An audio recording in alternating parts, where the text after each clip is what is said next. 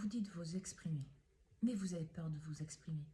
Parce que exprimer votre peur, c'est dans un sens dire qu'elle est vraie. Et forcément, ça engendre tout plein de peur. Mais si vous ne les exprimez pas, que vous soyez dans un couple, dans un fonctionnement amical ou autre, en fait, vous ne pouvez pas vous exprimer correctement. Vous vous limitez, vous vous censurez.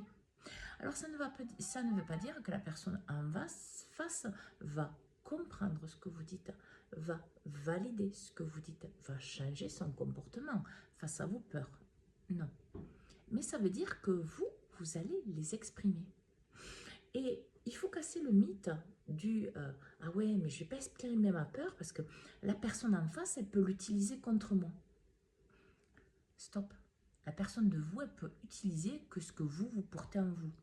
Si vous avez des traumas non résolus, si vous avez des souffrances non résolues, si vous avez des blocages mentaux, la fonction première, c'est de vous montrer ce que vous portez en vous. Donc la personne en face va juste manifester cela. Après, c'est votre niveau de conscience qui va parler.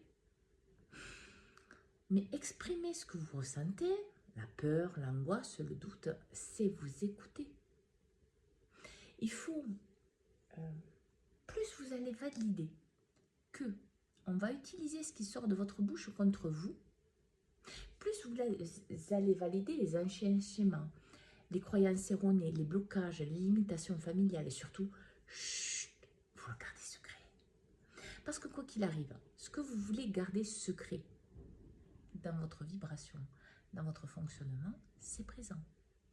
Donc, c'est quand même là. Donc, c'est quand même quelque chose qui a une répercussion directe sur votre vie. Que vous le vouliez ou non. Parce que exprimer vos peurs, par exemple, dans une relation, peu importe la relation, comme je disais tout à l'heure, de couple, amical ou autre, c'est être juste avec vous-même. Bien sûr, être juste avec l'autre, parce que c'est ce que vous ressentez, mais c'est être juste avec vous-même. Vous vous imaginez ne pas pouvoir exprimer ce que vous ressentez profondément à la personne qui vit avec vous. C'est impossible.